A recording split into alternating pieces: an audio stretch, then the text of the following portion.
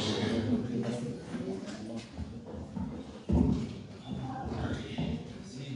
On va encore essayer de se faire du bien. Amen. Avec la parole de Dieu. Amen. Le Père le pasteur a eu raison de dire au début. Dans une église, ce n'est pas la peine de faire comme le monde. Amen. Une église, c'est ordonné, c'est calme, c'est tranquille.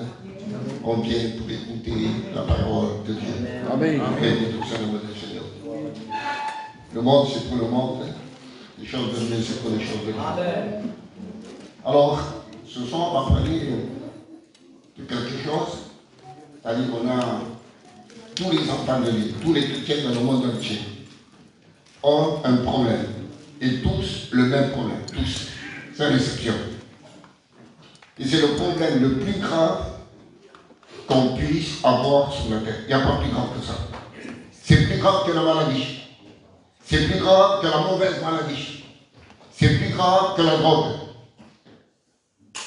Alors quel est ce problème que tous les chrétiens nous avons et qui est aussi grave que ça?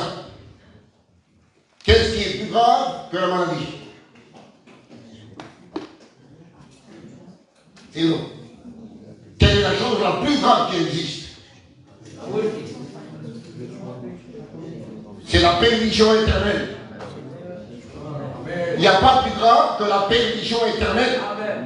Et tous les chrétiens, on a un membre de la famille, au moins un membre de la famille, qui n'est pas converti, qui est perdu. Il s'écrit que viendrait, il est perdu, ou elle est perdue. C'est vrai ou pas? Au moins un, on a. Si ce n'est pas le papa, c'est la maman. Si ce n'est pas la maman, c'est le frère ou la soeur. Ou c'est le fils, ou c'est la fille. Ou c'est la femme, ou c'est le mari. Il y a au moins un de perdu dans la maison. Et voilà quel est le plus grave de tous les problèmes qu'on en a, nous les chrétiens aujourd'hui. Parce qu'un chrétien malade, s'il vient à quitter la terre, il va au ciel. Mais quelqu'un qui a plein de santé et qui n'a pas Dieu dans sa vie, s'il vient à mourir, il est perdu. Ça, c'est le problème. Parce que le malade qui meurt en Christ et qui va au ciel, on sait où il va. Et nous irons un jour, nous aussi, dans ce lieu. Mais celui en pleine santé, en bonne santé, qui vient à quitter la terre et qui est perdu, on ne le verra plus jamais.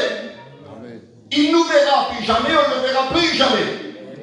Et ça s'appelle la mort. C'est la séparation éternelle pour l'éternité. Voilà pourquoi j'ai dit le plus gros des problèmes, c'est ça. C'est pas autre chose. Béni soit le nom de Seigneur. Alors que devons-nous faire, nous, les enfants de Dieu? Dans ce cas-là, que faut-il faire? Si on a tous un gros problème, on a un perdu dans la maison, un perdu dans la famille. Alors, quelle est la solution que devons-nous faire, Seigneur? On l'a écouté. Le premier qui a intercédé dans la Bible, c'est Abraham. Pour son neveu Lot, qui était à Sodome et Gomorrhe. Le second qui a intercédé, c'est Moïse pour Israël, quand il était dans le mont Sinaï. Amen. C'était des hommes, c'était des intercesseurs. L'intercession, c'est le même travail que l'avocat, qui va se placer entre le juge et le coupable. Il va essayer de le défendre. C'est ça, intercéder. Notre intercesseur à nous, les chrétiens, qui c'est? C'est Jésus. Jean 17. Jésus intercédait pour les sauver. Amen. Jésus intercède pour les sauver. Mais qui va intercéder pour les perdus? C'est pas Abraham, c'est pas Moïse, c'est pas Jésus. Qui c'est? Mais c'est nous. Les sauvés, nous sommes nous. Amen. Qui intercédons pour les perdus. Béni au Seigneur, le Seigneur Dieu, soit toute la gloire. Alors c'est là que donc pour laquelle nous devons réaliser que Dieu nous a donné nos responsabilités, que Dieu nous a donné une charge, Dieu nous a donné un travail, pas de mois, pas d'une semaine, pas de quelques mois. Mais le travail que Dieu nous a donné, c'est tout le temps que nous vivons sur la terre. Jusqu'à la fin de notre vie, nous devons prier pour les perdus. Aujourd'hui, excusez-moi, mais c'est comme ça. Aujourd'hui, l'évangile est à l'envers. On a des fois un tableau. Et dans le tableau, il y a une grande liste des malades. Mais il n'y a aucun nom d'un perdu. C'est vrai ou pas? Amen. Dans toutes les églises, c'est la même chose. Et les chrétiens disent, priez pour un tel parce qu'il est malade. Et c'est bien de le dire. Priez pour un tel parce qu'il est malade. C'est bien de le dire. Mais jamais on entend. Priez mon fils qui est perdu. Priez pour ma fille qui est perdue. Priez pour mon père qui est perdu. Priez pour ma grand-mère qui est avancée à l'âge. Elle n'est pas convertie. Ça, on l'entend jamais. Au début, l'église primitive, écoutez bien, n'ont jamais fait une journée de jeûne pour des malades. Jamais. Cherchez dans la Bible. Je ne dis pas que c'est pas bien de le faire, il faut le faire. Mais au début, l'église, au temps des apôtres, au temps de Paul, amen, la première des choses, c'était le salut des âmes. Et les malades se guérissaient tout seuls. Le miracle accompagnait, les miracles étaient là, la guérison était là, parce que le salut passait avant tout. Vous avez compris ça? Béni tout Seigneur de l'éternel. Et nous aujourd'hui, on a plus de soucis pour la maladie que pour le salut. La maladie, c'est un souci, je le reconnais, je sais ce que c'est. D'accord? Mais il ne faudrait pas que ça prenne toute la place. Si ou non? Un jour, peut-être, on va le regretter, mais ça sera trop tard. C'est maintenant qu'il faut réfléchir, c'est maintenant qu'il faut être conscient de dire, Seigneur, tu m'as rendu responsable du salut de mon fils, du salut de ma fille, du salut de mon mari, de ma femme, de mon père, de ma mère. Si ou non? Les responsables, c'est nous. La responsabilité, c'est nous qu'on a. L'intercession dans ta maison, c'est pas moi, c'est toi. L'intercession dans ma maison, c'est pas toi, c'est moi. Vous avez compris ça? Moi, je ne peux pas intercéder pour toutes les familles chrétiennes, mais chaque chrétien dans sa famille doit être un intercesseur. Amen. Béni tout ça dans le Seigneur. Parce que nous, le pasteur Michel et l'Antonio Juan, on va prier aujourd'hui, demain, après-demain, mais ça s'arrête là. Mais la responsabilité, c'est pas nous qu'on l'a, c'est toi qui l'as. Vous comprenez ça? Béni tout Seigneur, mon Seigneur. Allez, Paul va dire, 1 Timothée, chapitre 2, verset 1. Toi donc, mon enfant, fortifie-toi dans la grâce. Non, c'est pas ça, c'est 1 Timothée.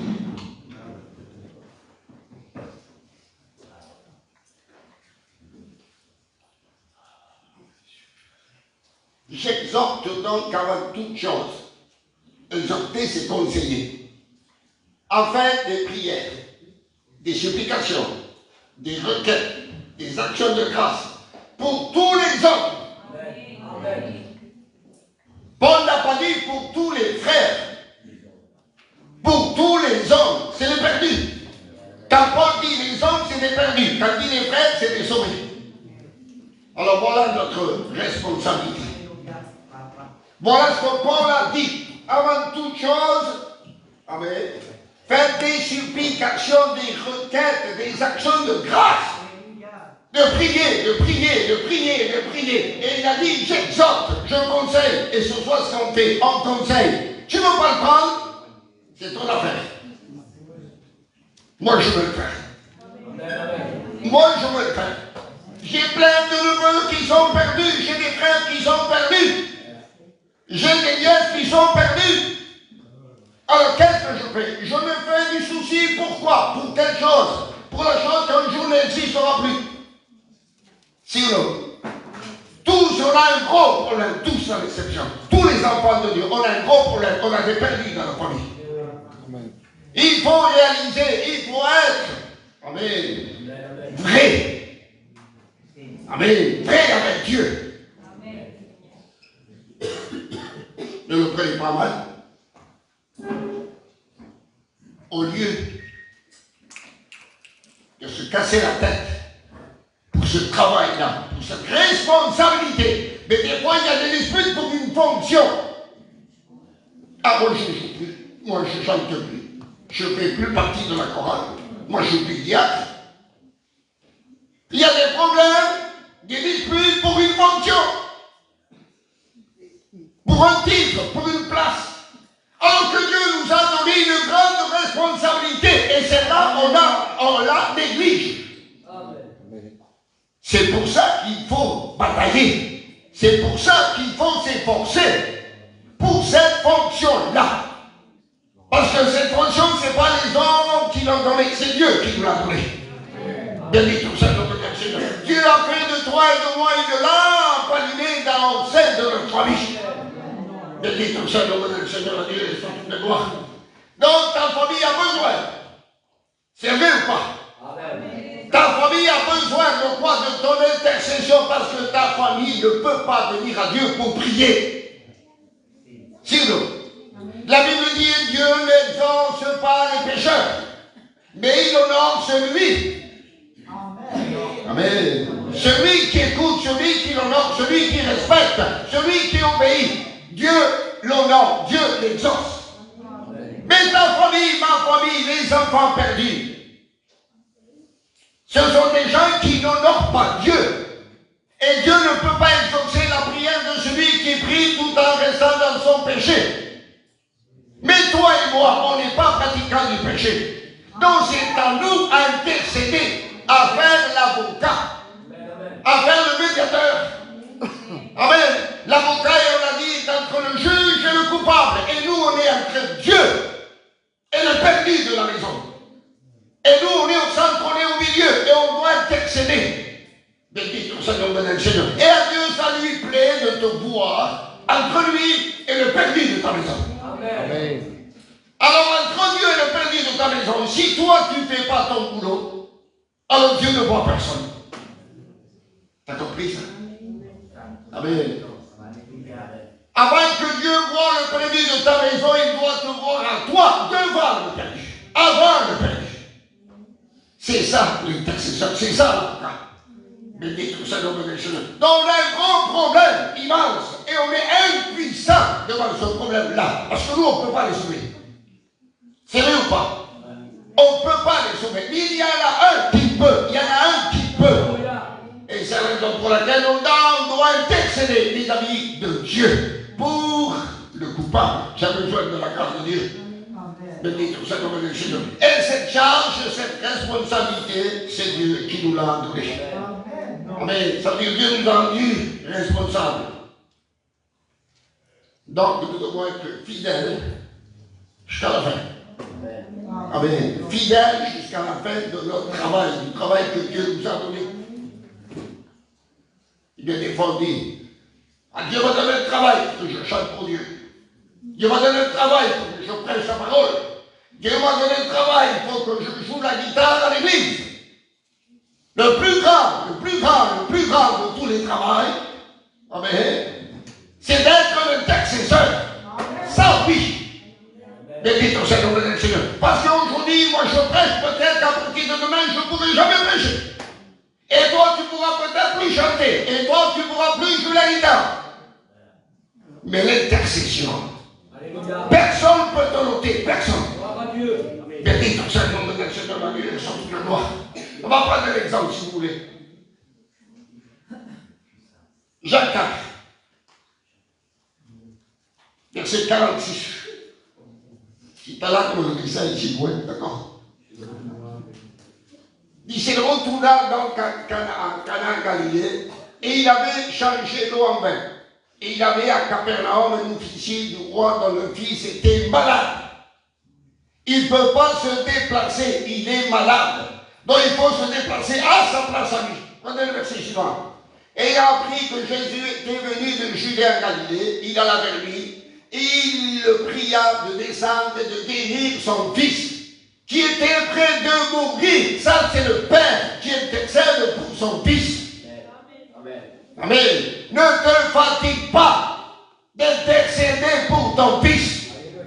Aunque tenga la sombra del hijo. Aunque sea desterrado.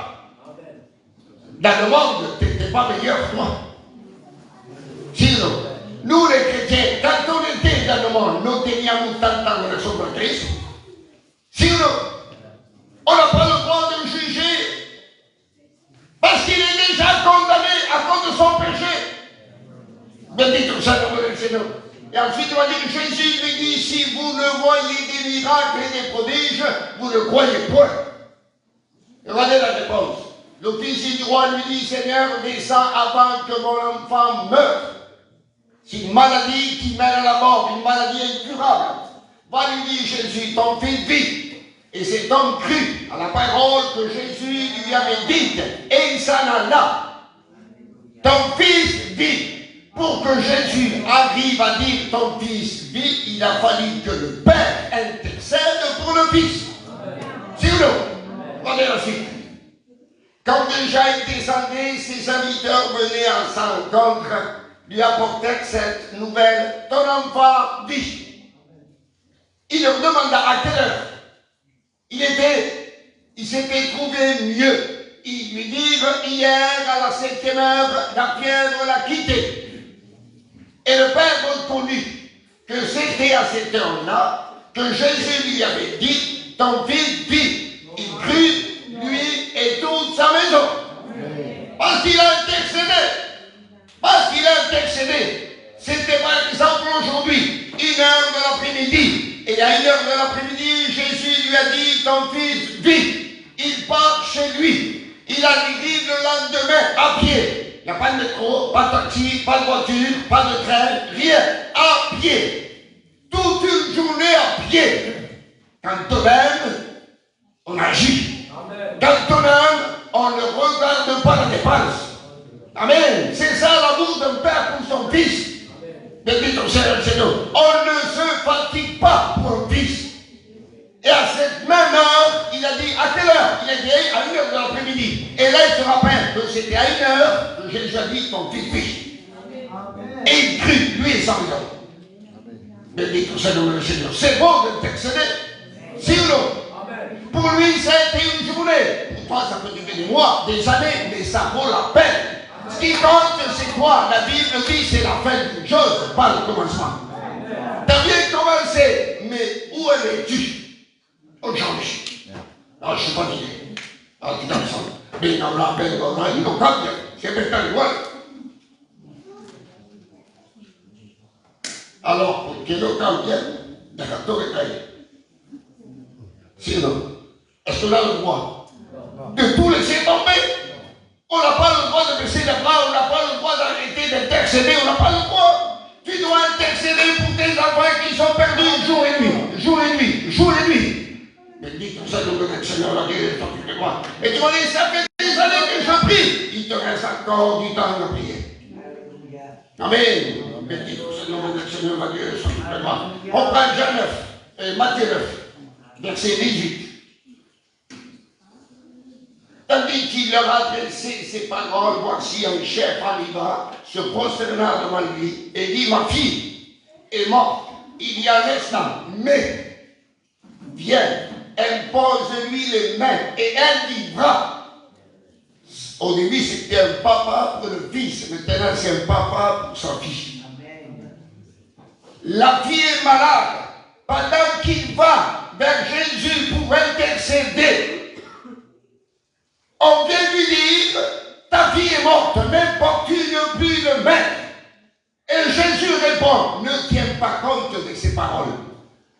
Amen. Avant de dire, ne baisse pas les bras, ne te décourage pas, continue dans ton intercession. Béni tout cet homme de Seigneur, la Dieu, sans toute la gloire. Cet homme Jairus a intercédé pour sa fille 12 ans, malade, sa fille est morte. Et même la mort ne l'a pas arrêté d'intercéder. Même la mort ne l'a pas empêché de continuer à croire. Et bien des fois, nous, pour un rien, on va se voir. Seigneur Jésus, béni tout cet homme de Seigneur, il faut intercéder. Amen. Cet homme, l'officier du roi, a intercédé pour son fils. Jairus a intercédé pour sa fille. Et on a dit que dans toutes les maisons chrétiennes, il y a un gros problème. Un fils perdu, une fille perdue. Ils sont peut-être en bonne santé, tant mieux, merci Seigneur. Ils ont une bonne situation, tant mieux. Une belle voiture, tant mieux. Un bon travail, tant mieux. Mais le plus gros des problèmes, c'est pas ça, c'est qu'ils sont perdus. Il sait Christ viendrait, il reste là. Écoute bien, c'est pas pour te faire peur, c'est pour te dire la vérité. Amen. Si tes enfants sont mariés et qu'ils ont des enfants, si Christ vient, tes enfants restent et tes petits-enfants aussi. Pour que les enfants montent, il faut que les parents montent. Vous avez compris ça? Je parle de l'enlèvement de l'Église, je ne parle pas d'autre chose. Amen. Alors je dis ça pour te rendre un peu plus conscient, pour t'encourager, pour te pousser à prier, sans jamais te relâcher. Et sans jamais te relâcher. Béni tout ça de mon Seigneur. Maintenant, il y a une maman pour une fille. Toujours le papa maintenant c'est la maman. Il va dire à la maman, Marc 7, verset 25. Car une femme dont la fille était possédée d'un esprit impur entendit parler de lui et vint se jeter à ses pieds. Voilà ce qu'une maman est capable de faire, se jeter aux pieds. Amen. Se jeter par terre par amour à sa fille. Béni soit le Seigneur. Cette femme était grecque, syro-phynicienne d'origine, c'est-à-dire elle n'était pas juive. Elle pria de chasser le démon hors de sa fille. Jésus lui dit, laisse d'abord les enfants, se rassasier, car il n'est pas bien de prendre le pain des enfants et de le jeter aux petits chiens. Dans la Bible, c'est quoi un chien? C'est un païen, c'est un être impur. Un petit chien, c'est un païen qui cherche Dieu. C'est un païen qui s'approche de Dieu. Un petit chien, c'est quelqu'un qui n'a pas la conscience comme l'autre, la culpabilité comme l'autre, parce que l'autre ne veut rien savoir de Dieu. Et Jésus la compare à un petit chien. Et voilà la réponse de la femme. Oui, Seigneur. Elle aurait pu dire, oh non, quand même, oh, je ne suis pas un petit chien, moi. Elle aurait pu se révéler, se mettre en colère. Elle l'a admis. Écoutez bien, le niveau auquel Jésus l'a mis. Si ou non? Eh bien, des fois, nous, de toute façon, financière, si ou non? Que Dieu nous a béni au Seigneur.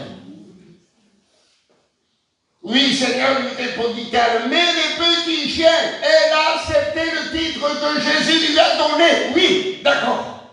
Mais les petits chiens sous la table mangent les miettes des enfants. Les enfants, c'est les Juifs. Ils sont à table. Ils ont le pain en abondance. Elle, Jésus la compare à un petit chien. Elle dit oui. Elle est là sous la table en attendant que les miettes tombent.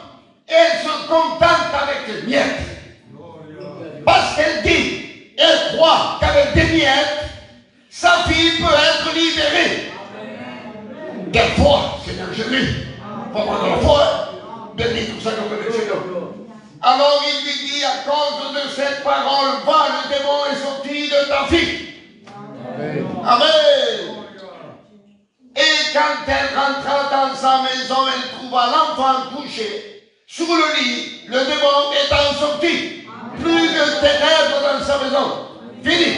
C'est la paix, la sérénité, la tranquillité. Mais pourquoi? Parce qu'elle a intercédé.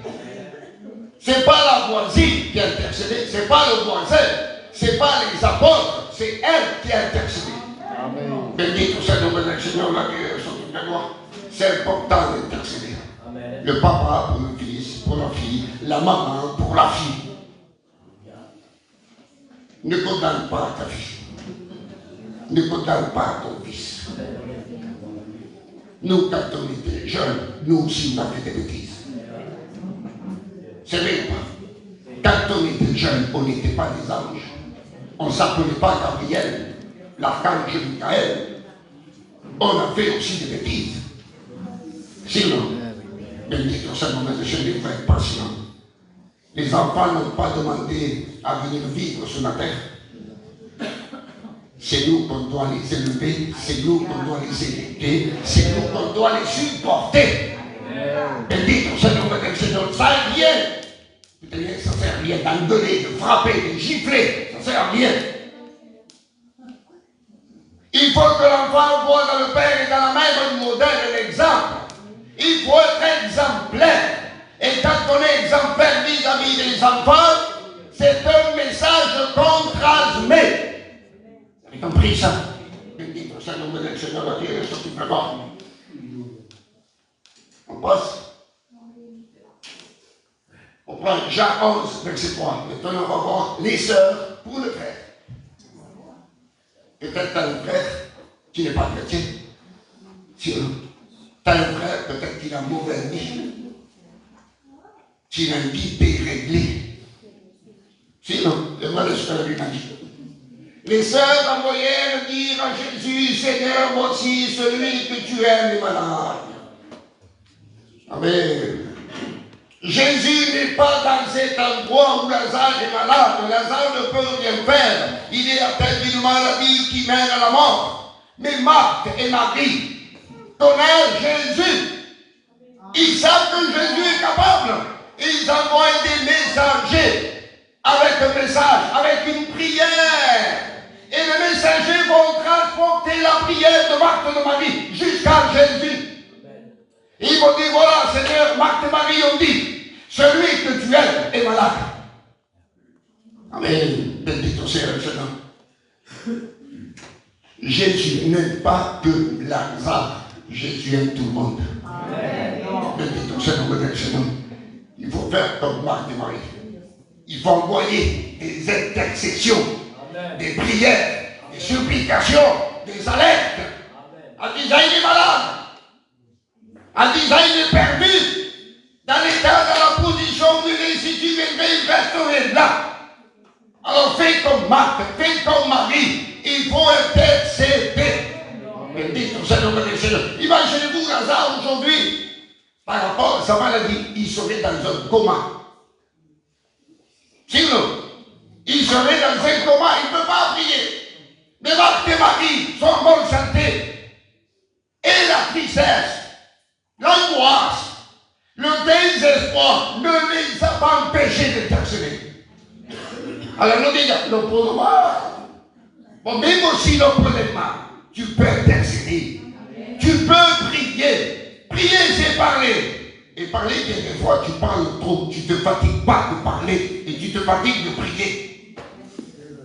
Et dit au Seigneur, dans tout le corps entier, tous les organes du corps, le seul organe qui ne se fatigue pas, c'est la langue.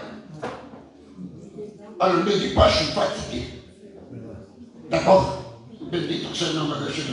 Il faut intercéder. Jésus est venu, Jésus a médité 4 jours après. Jésus n'est pas venu à l'heure de Marthe et Marie. Et Jésus ne répondra pas à l'heure que toi tu veux.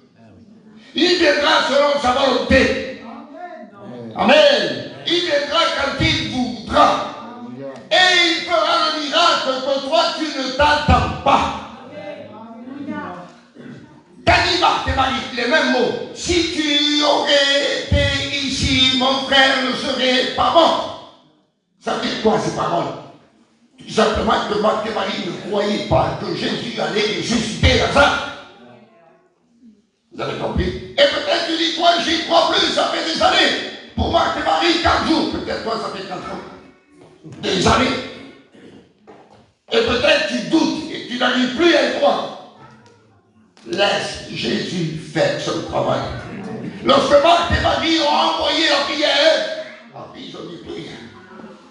Et toi, fais pareil. Après ton intercession, laisse faire Jésus. C'est plus ton travail après, c'est son travail à lui. Béni pour ça, nous mettons le Seigneur à Dieu sur toute la gloire. On dit encore, il y a plus de ou le monde, il y a rien.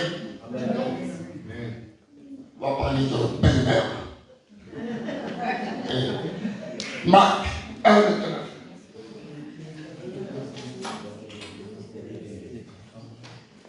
La belle-mère. Mais non, qu'est-ce qui se passe avec la belle-mère? en sortant de la synagogue, ils se rendirent avec Jacques et Jean à la maison de Simon et d'André. D'accord? Bien entendu, c'est quoi? La belle-mère de Simon était couchée, ayant la fièvre, et aussitôt on parla d'elle à Jésus. C'est ça l'intercession. On parla d'elle à Jésus. Regardez la suite.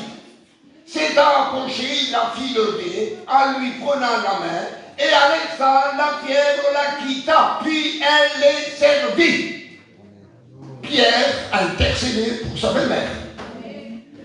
C'est vrai que des fois les belles-mères deviennent des bonnes mères.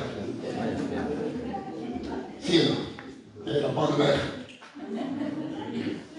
Il faut prier, Seigneur Jésus. Il faut prier. Même si la belle-mère de Pierre n'était pas si gentille que ça quand elle était couchée avec la fièvre, Pierre a tout oublié. Sinon, devant telle situation, la situation nous fait oublier la méchanceté de la personne. Sinon, il ne faut pas chercher à se justifier. Le beau-père, la belle-mère, le beau-fils, la belle-fille, etc. Ils ont un problème, ils ont un problème. Ils ont le plus gros de tous les problèmes, ils sont perdus. D'où vient Pierre là? Jean, André, Jacques, d'où viennent? Allez. Ils viennent de la synagogue où Jésus a prêché la parole. Ils sortent de l'église. Ils ont entendu la parole. Mais en sortant de l'église, ils sont bénis, ils sont joyeux, ils sont contents. Mais ils n'ont pas oublié que dans la maison, il y a un malade. C'est beau ça. Toi, tu sors d'ici, béni, joyeux, content, gloire à Dieu, merci Seigneur. Mais n'oublie pas le perdu dans la maison. N'oublie pas le problème dans la maison. Béni tout cet homme du Seigneur, la Dieu, soit toute la gloire. Il est bon d'intercéder. Il est bon de continuer à intercéder. Il est bon de jamais s'arrêter d'intercéder. Béni tout Seigneur. Tu viens à la réunion, tu entends la parole, ça te plaît. Et après tu restes une semaine, 2 semaines, ça veut dire. Si, à la boulangerie, on va tous les matins chez le pain. Tous les matins chez le pain à la boulangerie. Et si le soir il en reste, on ne jette pas au meilleur qu'on jette.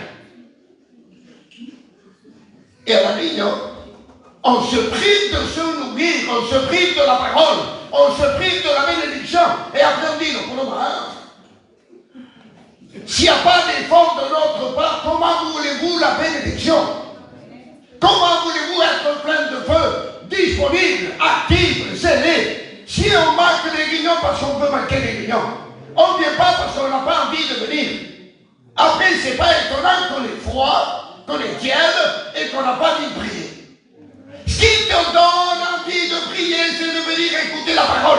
Amen. Amen. Béni tout cet homme du Seigneur, la Dieu, soit toute la gloire. Alors, il est important d'être l'intercesseur.